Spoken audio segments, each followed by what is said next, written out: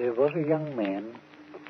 He was the first one down there, and when he found that the bridge had gone, and he rushed up onto the line with his torch. He had a torch, and he rushed onto the line and waved it. Evidently, the engine drivers didn't notice it. They're pretty hard on a dark night. On a dark, they'd most likely be having perhaps their supper or something. Yes. See, going down there and travelling at a high speed. It's a long straight run, isn't it? Long straight run, yes.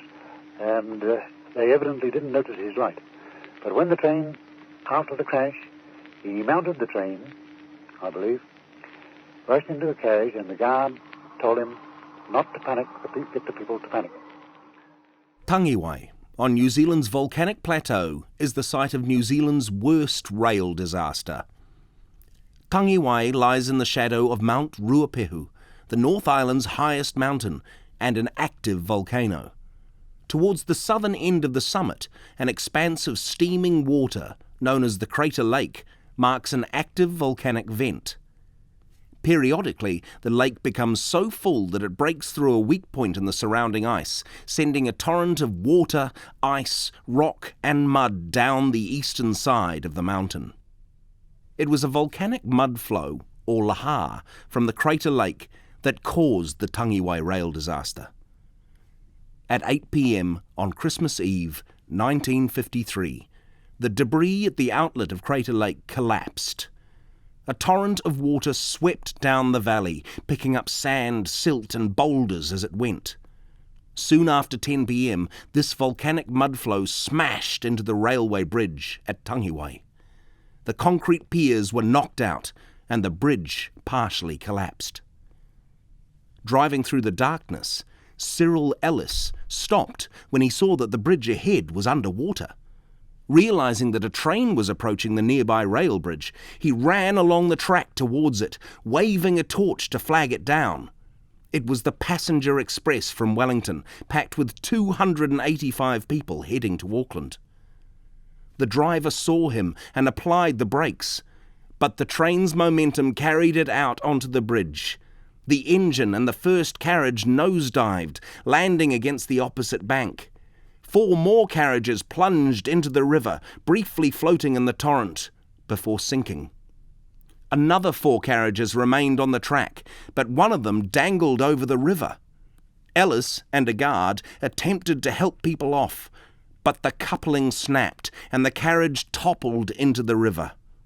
It came to rest on its side, with water flowing through it. I woke to the realisation that the train was off the rails. After being rattled violently like a pebble in a bottle, I was dumped into space with unbelievable violence. Then I felt the splash of cold water through a window. Ellis knocked out several windows and hoisted people outside as a passenger lifted fellow travellers out. 26 people escaped, huddled on the carriage for over an hour until the torrent subsided. There we sat, in the biting wind like 2 drowned rats, and took stock of the situation. The men formed a human chain in waist-deep water, helping everyone reach the bank safely. One carriage was carried more than 2 kilometres downstream. The others were swept across the flooded main road or rammed into the riverbanks. Some people swam to the banks, but drowned in the tangles of gorse there. Recovering victims took several days along 60 kilometres of the river.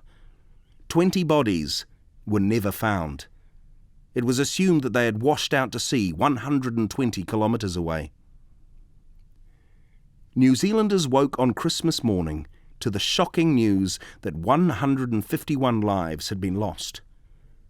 Tangiwai had lived up to its name, which means weeping waters in Māori. Queen Elizabeth II and Prince Philip were visiting New Zealand at the time. Prince Philip attended the state funeral for 21 unidentified victims, and the Queen presented Cyril Ellis and other rescuers with medals. A commission of inquiry into the disaster determined that the Lahar could not have been anticipated. The Crater Lake's most recent Lahar was in 2007. Careful monitoring of the lake's temperature and rising level allowed accurate prediction of when it would occur. As a result, there was little damage downstream.